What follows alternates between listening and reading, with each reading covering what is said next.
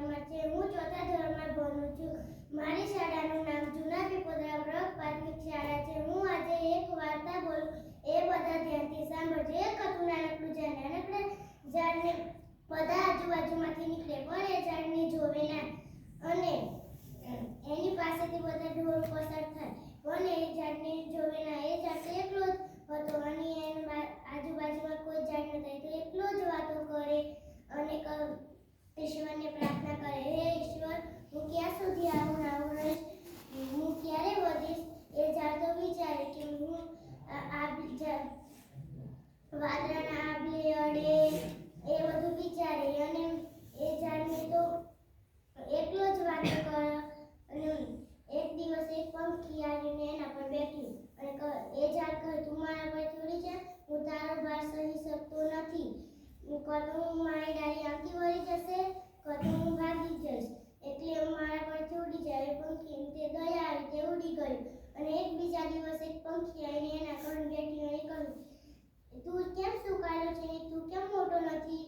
અને એ તો કહે કે મારા ડાળા મને કોઈ પાણી નથી પીવડાવતું, મારા મૂળ અકરાઈ રહ્યા છે.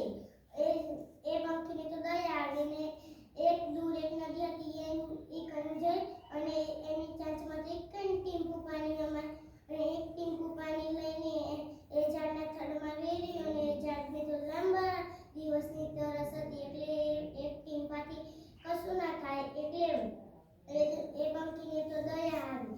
અને એક બીજું પેડ હતું, એના પર ઘણા બધા પંખીઓ હતા. એ પંખીને કહ્યું, મારા વાલી મિત્ર પંખીઓ, મારી એક વાત સાંભળો. એક દૂર એક ઝાડ છે, એ સુકાયેલું છે, આપણે એમની મદદ કરીએ. હા હા, આપણે ઝાડની મદદ કરવી જ જોઈએ.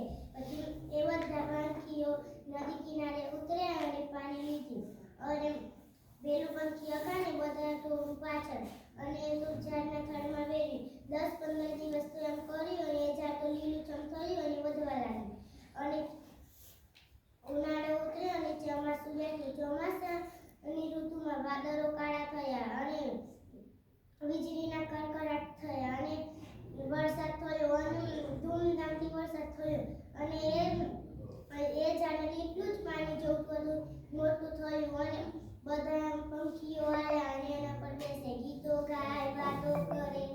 અને બધા થાકીને આવે એટલે એ ઝાડના ઝાડમાં એક સાંજના ટાઈમે એક વાદળી આવી. વાદળીએ કહ્યું, કેમ ઝાડ દાદા, ઘણા દિવસે તમને નવરાયા ને?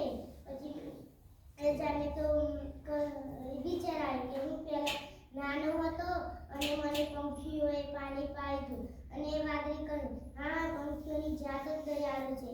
આ વાર્તાનો બોધ, કેમ પંખીઓના જેમ આપણે પણ દયાભાવ રાખવો જોઈએ.